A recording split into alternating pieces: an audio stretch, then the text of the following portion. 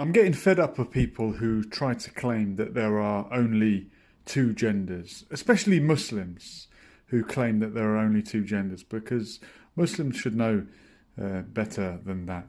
In many Muslim societies and in the Quran itself, it actually refers to genders other than male or female. And in the verses that explain in front of whom a woman is required to cover fully, it explains that the castrated slaves are not someone you need to cover up in front of because, well, why would you? And in many Muslim societies, these castrated slaves actually had a very high position within society. In the Mughal Empire, they enjoyed a very respected position within society. So Islamically, there are more than just the male and female gender. We've got this other category.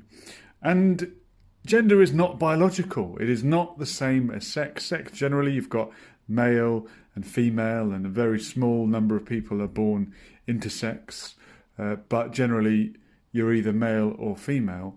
But gender is actually a social construct, and it is for the society to decide how many genders they will have in that society. As I mentioned, in many Muslim societies, the castrated slaves were another gender. But it's also important to remember that just as it is not biological, it's also not up to the individual. It is a social construct. It is society that tells you what gender you are or what gender they perceive you as. So I don't think it would be very fair if you were to walk into the mosque and you've not been castrated, you're a male, and then you say, well, no, I want to pray at the back with the women. You're not going to be allowed to do that, and it wouldn't be fair for you to impose that on the Muslim community.